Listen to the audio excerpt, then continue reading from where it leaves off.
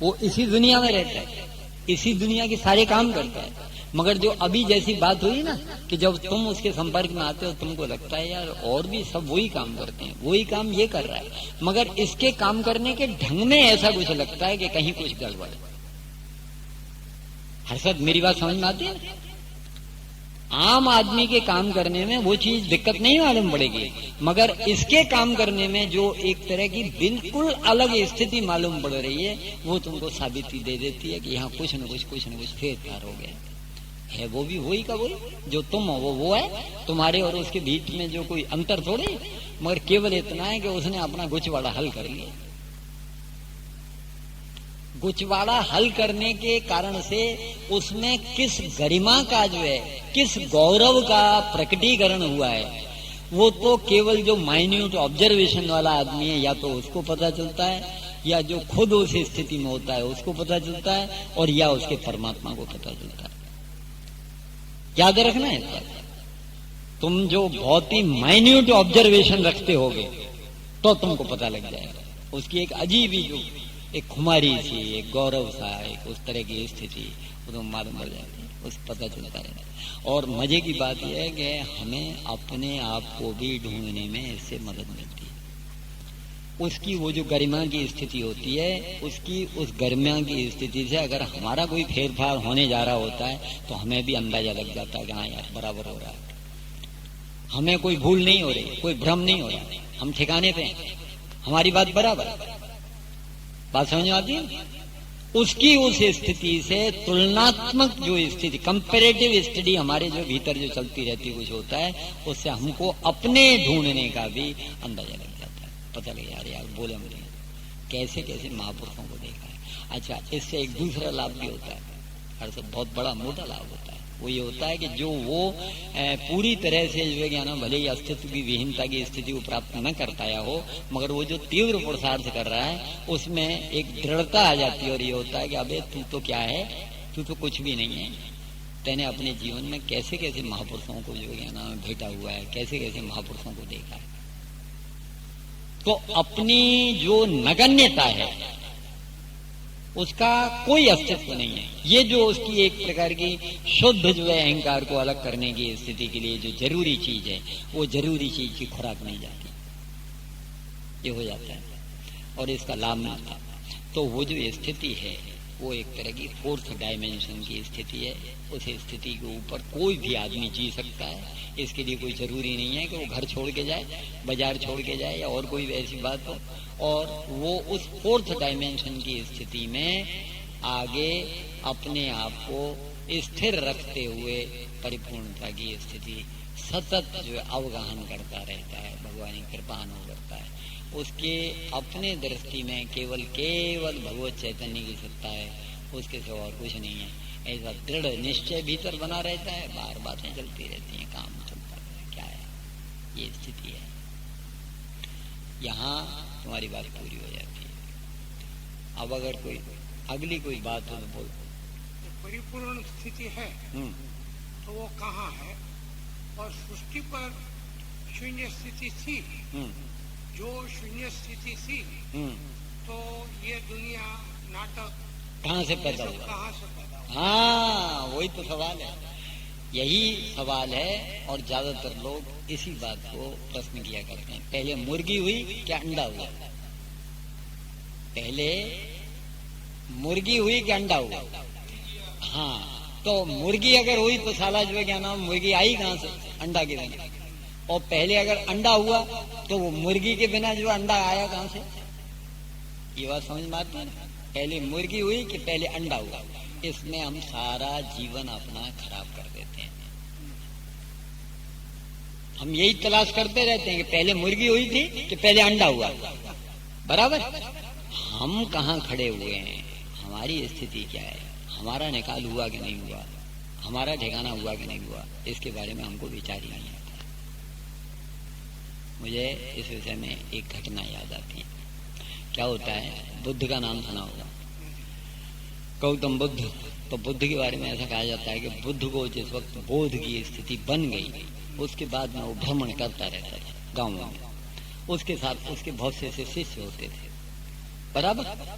और उन शिष्यों को लेकर के गांव से गांव, गांव से गांव, गांव से गांव ऐसा घूमता फिरता रहता। तो वो जिस गांव में भी जाता उस गांव में बुद्ध एक सूचना करा देता, अपने किसी भी शिष्य को भेजता और उस गांव में पहले एक चौरा के ऊपर खड़ा करके वैसा करके इस बात की सूचना करा देता। वो कहता कि बुद्ध से कोई भी किसी भी प्रकार की जिज्ञासा, तर्क आदि आकर के कर सकता है, किंतु बुद्ध जो है वो 11 प्रश्नों का उत्तर देते नहीं।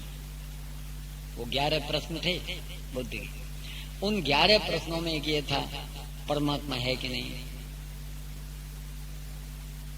आत्मा है कि नहीं, ये सृष्टि आई तो कहां से आई, इसका सर्जन हुआ तो कहां से हुआ। ये जो इस तरह के बेतुके सवाल हैं, बेतुके सवाल समझते हैं, जिनका हमारे विकास से कोई संबंध नहीं है, मूर्खता में हम सारा जीवन खराब कर देते हैं। तो बुद्ध ने पहले से ही ये नक्की किया हुआ था कि बुद्ध इन प्रश्नों का उत्तर देते नहीं। तो वातावरण जो शुरू हो गया, ऐसी उपाधि शुरू हो गई, लोग बाग जो है वहाँ गांव में इकट्ठे होने लगे, आपस में बात करने लगे कि यार ये इसकी इसकी जो विकृत जैसा लगता है उस आदमी की ये हरकतें जो है ये सारी ठीक हैं कि गलत हैं, इसका जो ढंग है उससे लगता है कि ठीक है, इसका जो व्यवहार है उससे लगता है कि शायद गलत है। तो क्या सही है क्या गलत है, ये प्रश्न पैदा होता है। तो बुद्ध जो है इस बात के लिए ड्योढ़ी पिटवा देता कि 11 प्रश्नों का उत्तर बुद्ध देता नहीं। उसमें एक ये भी सवाल आ जाता, पहले परमात्मा हुआ कि पहले सृष्टि हुई, ये बात समझ में आती है ना। तो वो जो स्थिति है उस स्थिति के बारे में हमको ज्यादा माथामारी करने की जरूरत नहीं है। शास्त्र सम्मत बात ढूंढने के लिए हमको इच्छा करे तो हम सामान्य जो है श्रीमद् भागवत पुराण जो है और एक आध पुस्तक और भी है, ये स्थिति को हम मान के चलें जो स्थिति बुद्ध ने जिन चीजों का इशारा किया। अब देख, ये क्षण पूर्ति बात है, मगर क्षण पूर्ति बात इस तरह की चर्चा बुद्ध के साथ में भी यही हुआ था, वो क्षण का अनुभव हो जाता है। हालांकि ये सब ऐसे बुद्ध के साथ ऐसा हुआ, एक आदमी आया, उसने आकर के बुद्ध से प्रश्न किया और इस तरह के उलझुल प्रश्न किए तो वो तो उनका जवाब देता ही नहीं था। एक आदमी ने आकर ये प्रश्न किया, परमात्मा क्या है? तो बुद्ध ने उसकी तरफ देखा और आंखें बंद कर ली। बुद्ध ने उसकी तरफ देखा और आंखें बंद कर ली और बंद हो गई। अब वो कहाँ चला गया बुद्ध को खुद को भी पता नहीं है। क्यों? क्योंकि उसका वजूद ही खत्म हो जाता है। उस वक्त वो जो स्थिति है वहां अस्तित्व विहीनता के सर्वव्यापी अस्तित्व में तुम्हारा अस्तित्व विलीन हो जाता है। बराबर? अच्छा, वो जो स्थिति है वो स्थिति भले ही क्षण पूर्ति जो है उसको उस तरह का वो जो मालूम पड़ा है, मगर वो उस गहराई में चला गया है। अच्छा, वो जो उस गहराई में चला गया है, उस गहराई में चले जाने के कारण से वो जो है तर्क वितर्क कर रहा था, वो दुनिया भर की बातें, उसने आड़ी टेढ़ी बातें की और उसने चाहे जैसा वो सुनाया कि परमात्मा है और फलाना और अमका है ढमका है, और उसके शिष्य सुनते रहे, मगर वो तो आंख बंद करके भीतर जा चुका था। अंत में वो गाली गुली दे दुआ के वैसे हो गए, वो चला गया। जब वो आदमी जो है चला गया, उसके काफी देर बाद जो है बुद्ध ने आंखें खोली। बुद्ध ने आंखें खोली तो जो शिष्य वगैरह थे वे भी गुस्से के मारे आप बाहर हो रहे। बोले तुमको जो है उससे तर्क नहीं करना था तो तुम हमको आगे कर देते, हम उससे तर्क कर लेते, हम उसे पट्टी बढ़ा देते, मगर तुम तो आंख बंद करके बैठ गए कि परमात्मा है कि नहीं है। परमात्मा नहीं है हम सब कहते हैं। तो बुद्ध का कहना ही था, बुद्ध ने तुरंत उनको उत्तर दिया, बोला देखो ये जो तुम्हारा कहना है कि परमात्मा नहीं है, ये भी भूल भरेली स्थिति है, और जो लोग ये कहते हैं कि परमात्मा है वो भी भूल भरेली स्थिति है। परमात्मा है या नहीं है, इसको किसी भी तरह से स्पष्ट नहीं किया जा सकता। केवल इसमें खुद गहरे में जाया जा सकता है। परमात्मा तत्व जैसी जो वस्तु है उसमें तुम चाहो तो जा सकते हो, मगर तुम उसको किसी तरह से साबित कर सको या ऐसी कोई स्थिति हो, ऐसा होने वाला नहीं है। ये होगा भी तो बुद्ध की वो जो ये सारी की स्थिति है वो महत्व की बात है। यहाँ अपने आप ही वही बात पैदा होती है। वो बात क्या है? बुद्ध उस बात को स्पष्ट कहता है, आंख बंद कर लेता है, गहरे में चला जाता है।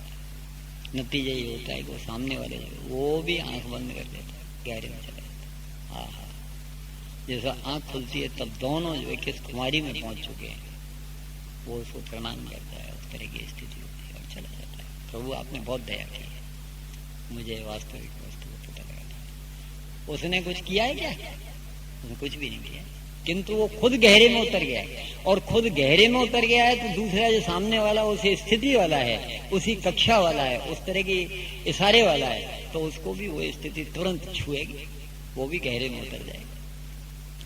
चर्चा के टाइम पे भी ऐसा होगा, बात करते करते वो जो गहरे में उतर जाएगा। बहुत सी बार इररिलेवेंट बात होने लगेगी, उसकी जो चर्चा होगी इररिलेवेंट भी हो सकती है। बहुत सी बार हमारी जो है आत्मिक स्थिति ऐसी होती है कि जिस वक्त हम जो है ज्यादा चर्चा करने की स्थिति में होते ही नहीं है और हम चर्चा करें तो जो है उसमें आड़ बात बहुत सी बार आ जाती है। उसका कारण क्या है? आड़ बात इसलिए आ जाती है कि हम तो कहीं दूसरी जगह डूबे हुए हैं और हमको जो है यहाँ खींच खींच करके बार बार जो लाया जा रहा है। तो वो जो खींच खींच के लाया जा रहा है उसको खींचने को हम निभा रहे हैं तुम्हारे, मगर हैं जैसे हम कहीं किसी दूसरी दूरी पे। और वो जो दूरी की स्थिति है, वो दूरी की स्थिति एक तरह की मौन की स्थिति है, जहाँ सब कुछ मौन हो जाता है। जो योग सूत्र का पहला ही सूत्र है, योग चित्त वृत्ति निरोधश्च। चित्त की वृत्तियों का जहाँ निरोध हो जाता है वहाँ योग है। तो योग जो है चित्त की वृत्तियों की निरोध की स्थिति है। अब वो निरोध अगर टेम्परेरी है तो भी अपना लाभ तो पहुंचावेगा, किंतु अगर कहीं कोई परमानेंट निरोध हो गया किसी दिन तो तुम निहाल निहाल हो जाने वाले। बस वही बात ऐसे कहते हैं, भगवान की कृपा है। थोड़ा सा समझदारी हो या कुछ हो, सब कुछ हो सकता है। समझदारी नहीं हो सिवाय उपाधि के कोई खास कोई हाथ पाना। अब इस सब संदर्भ को लेते हुए तुम अपनी बात का खुलासा कर सकते। तुम जो भी किसी प्रकार का, जैसे प्रेत की बात तुमने की, प्रेत योनि की बात की, प्रेत योनि से अगर सचमुच किसी प्रकार की वो थोड़ी बहुत भी इच्छा उसने बताई है तो उसको आपको देखना पड़ता है। बात बनती है नहीं तो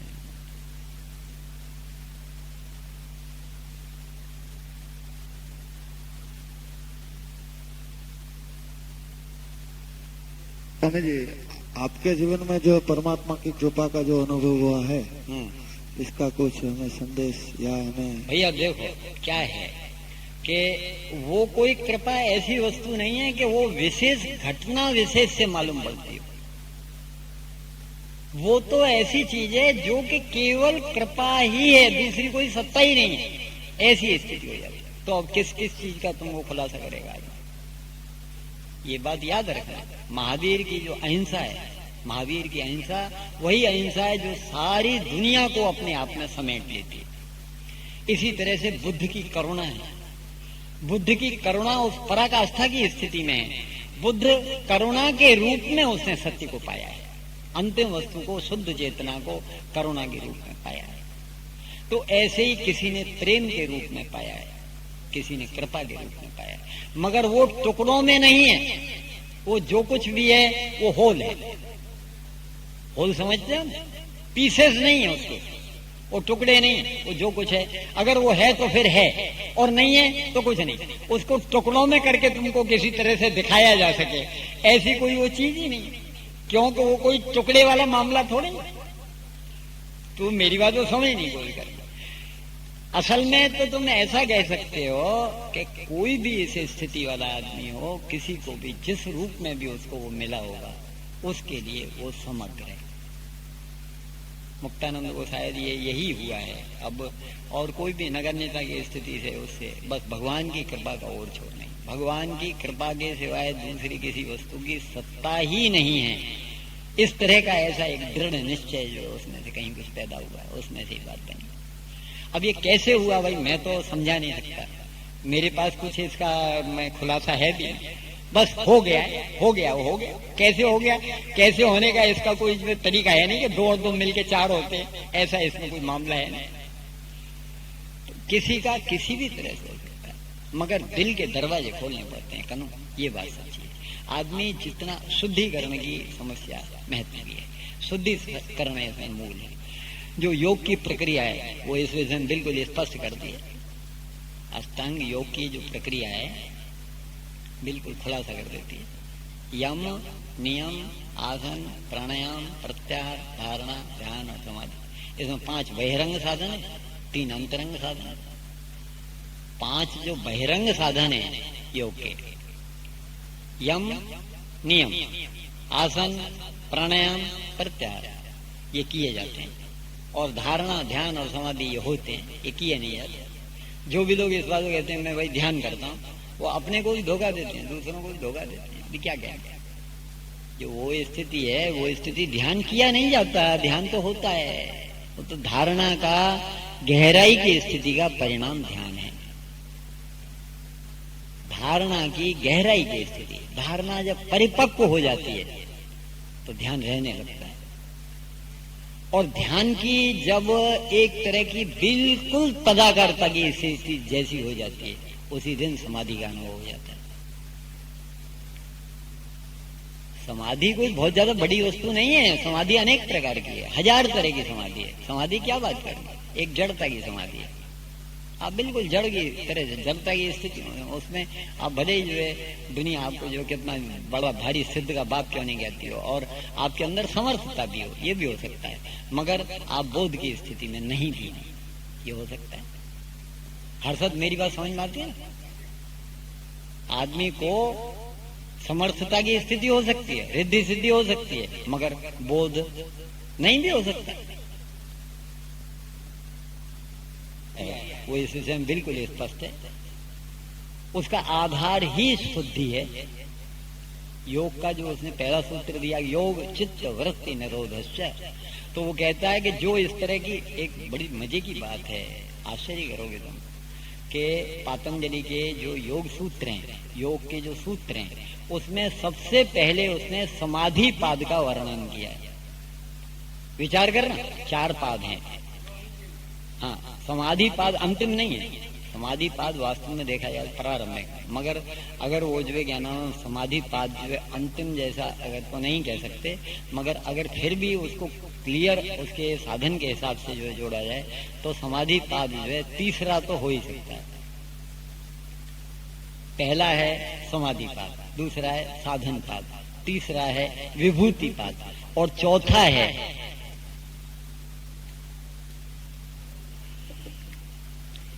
जो है वो कैवल्य पाद है।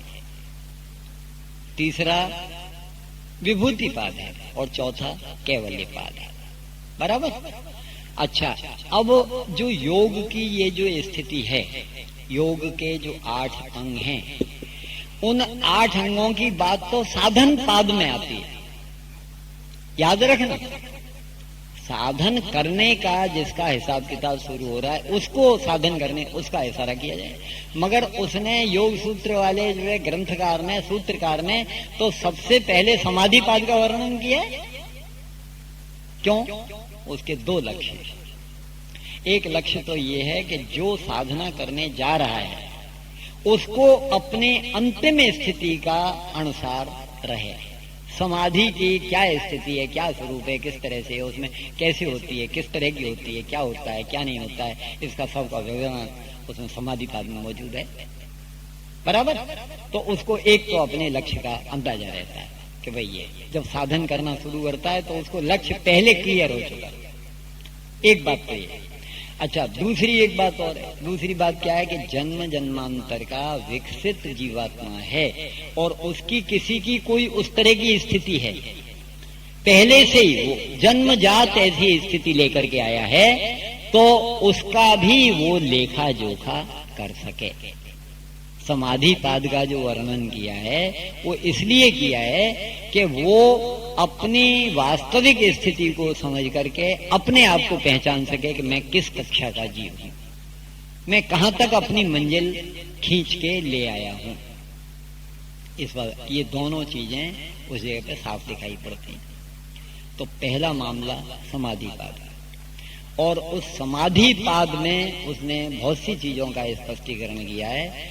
बाकी मूल बात तो जो है क्या नाम है, इस बात का स्पष्टीकरण किया है कि समाधि की स्थिति क्या, जड़ता की स्थिति को और दूसरी चीजों की स्थिति को उसने बहुत मना किया है। और बाद में फिर साधन पाद है। अच्छा, साधन पाद की स्थिति के द्वारा अगर किसी को किसी तरह की समाधि की स्थिति प्राप्त हो तो वो इस बात का इशारा करता है कि सात्विक वृद्धि के द्वारा या इस तरह की स्थिति के द्वारा उसमें 20 तरह की उपाधियां पैदा होती हैं। उन उपाधियों को उसने विभूति का रूप लिया है। विभूतियां आती हैं, रिद्धि सिद्धि जिसको बोलते हो तुम, वो विभूतियां हैं। वो विभूतियां आती हैं, लोगों आ जाती हैं, मगर जो विभूतियों में उलझ जाता है उसका फिर आगे विकास नहीं होता। तो विभूति में उलझ जाने वाले के लिए जो चौथा पाद है उसका कोई महत्व नहीं। चौथा पाद क्या है? कैवल्य पाद है। कैवल्य अर्थात निर्वाण या मुक्ति या जीवन मुक्ति, जो भी उसको नाम दो, इसका कोई महत्व नहीं है कि आप उसको क्या नाम देते, मगर उसका वास्तविक जो है स्थिति वो मौजूद है। बराबर? मेरी बात समझ में आती होगी? तो वो जो निर्वाण की स्थिति है, वो जो कैवल्य की स्थिति है, वो जो मोक्ष की स्थिति है, मुक्ति की स्थिति है, उसको तुम क्या नाम देते उससे कोई फर्क नहीं पड़ता, वास्तविक स्थिति हो। तो अब ऐसी कोई भी किसी भी आदमी को स्थिति कुछ अनुभव होती है, कुछ होता है, तो तुमको ये समझ लेना चाहिए कि उसका अपना कहीं कोई समग्र के रूप में कहीं किसी न किसी तरह का रूपांतरण हो चुका है। अब उससे तुम ये अपेक्षा करो, जैसा कि तुमने अभी कहा, स्वामी जी कोई घटना वटना बताओ, ऐसा जो है कोई जो है वो हमको मालूम पड़े कि वो जो है क्या है, कैसे कृपा होती, कैसा क्या। अरे भला मानस, वो तो किसी भी गधे के बच्चे पे भी हो सकती है, वो मेरे ऊपर होगी ऐसा थोड़ा ही। जो भी उसके कसौटी के ऊपर खरा उतर जाएगा, पात्रता सिद्ध कर देगा, उसी के ऊपर वो घटना घटित हो सकती है। बराबर? ये बात समझ में आती है ना? तो बस वो होल के रूप में, वो जो घटित होता है वो पीसेस के रूप में, टुकड़ों के रूप में नहीं होता है। किसी को धीरे धीरे धीरे धीरे परिवर्तन हो सकता है, मगर जो घटित होता है वो तो एक ही झटके घटित होता है, एक झटके वाला मामला है। मगर हो सकता है कि भाई वर्षों का प्रयत्न जो उसके पीछे छिपा हुआ, ये भी बात है। ये जो यम नियम आसन प्राणायाम प्रत्याहार की बात है जो किए जाते हैं, वो इसी बात के लिए कुछ घटित हो जाए, घटित हो जाने के लिए वो तैयारी है। हर सब बात समझ में आ रही है? यम नियम आसन और प्राणायाम ये 4 हैं। सबसे पहला व्यवहार की शुद्धि है। यम अर्थात व्यवहार की शुद्धि, सत्य का, अहिंसा का, ब्रह्मचर्य का, अपरिग्रह का, आस्थे का पालन करना, वो हमको ठिकाने की ओर ले जाता है। हम बातें करें जो है क्या नाम, मतलब योग की चित्तवृत्तियों के निरोध की, और अपना खोपड़ा खराब करें, कभी विचार ही नहीं करें सच्ची बात के लिए, उसके लिए, तो उसका कोई परिणाम नहीं आएगा। देख लें? बराबर? तो इसी तरह का वास्तविक जीवन में भी है। अगर किसी ने होल के रूप में कुछ पाया है तो वो भरा भरा दिखाई पड़ेगा। तुमको ऐसा लगेगा कि प्याला छलक रहा है, साला कोई समझ में नहीं आता है बात क्या है, मगर वो तो भाई अब वो स्थिति ऐसी है, अभी क्या है इसमें, वो प्याला लबालब भरा हुआ है। तो लबालब भरा हुआ है तो नतीजा ये होता है कि जरा सा नेक्ठियां लगता है, जरा सा दचका भी लगता है तो तुरंत उसमें से जो फ्लो बहने लगता है। ऐसा होता है ना? तो बस वही उसकी वो उस तरह की स्थिति होती है।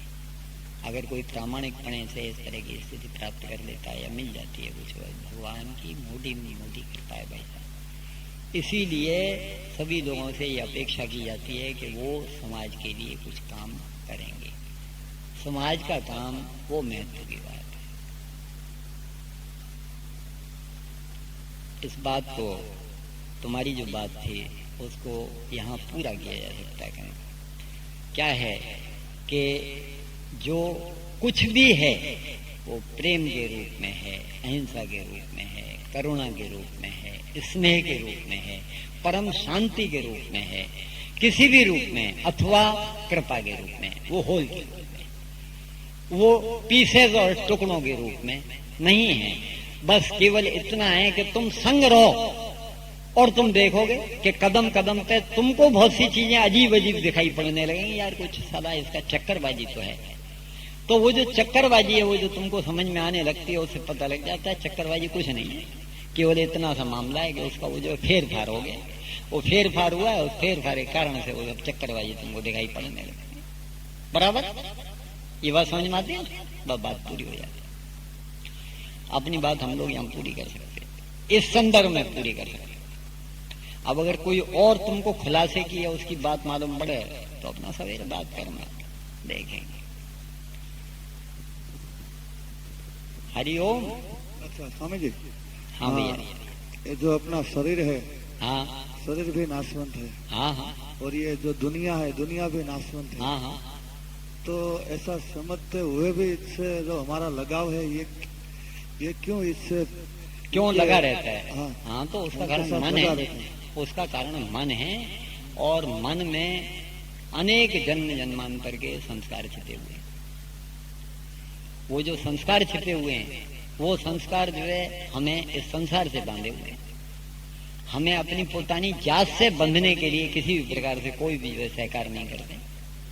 संस्कार ही बंधन का कारण है और संस्कार ही छुटकारे का कारण है। हाँ, संस्कार के द्वारा ही आदमी ठंडा लोहा गर्म लोहे को काट देता है। आड़े टेढ़े संस्कारों को सत संस्कारों के द्वारा ही काटा जा सकता है। किंतु ये बात तो सुनने के लिए कोई तैयार नहीं। वो कहते हैं बस तुम हमें समझा दो, बस हमने समझ लिया और बात पूरी होगी। भला मानस समझने से बात पूरी नहीं होगी तो काहे से बात पूरी होगी? सतत उस तरह का जीवन बिताओगे, पूरी प्रामाणिकता के साथ अपने जीवन को उन चीजों के साथ जोड़ लोगे। कुछ तुम्हारी अपनी खुद की स्थिति होगी, तुम्हारा ऐसा कुछ मामला होगा तो जाके बात बनेगी, नहीं तो कुछ नहीं होगी। ये बात समझ में आती है? तो संस्कार के द्वारा संस्कार को काटा जा सकता है। सत्य संस्कार, संस्कार तीन तरह के डालने पड़ते हैं मेरे अपने विचार में, हो सकता है कि मेरी भूल हो। एक तो नित्य कर्म करने के संस्कार डालने पड़ते हैं, नित्य कर्म जरूरी है। दूसरा नैमित्तिक कर्म जरूरी है। नैमित्तिक कर्म में कोई निमित्त आकर के खड़ा हो गया, अगर कोई भी कैसी भी किसी भी तरह की स्थिति आकर के खड़ी हो गई और उस वक्त मारा मूरी की नौबत आ गई या कुछ हो गई, तो अपने आदमी को ते बात मादे तैयार है, वो जरूरी है।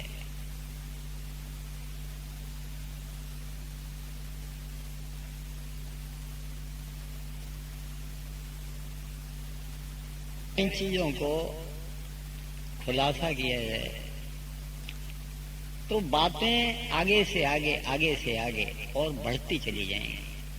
हम कितना भी खुलासा करने की कोशिश करेंगे, किंतु जो भीतर गहरे में जैसे ही उतर जाते हैं और उसमें वो जो अनुभव होता है उसको किसी भी तरह से खुलासा नहीं किया जाता। ऐसा मेरा है।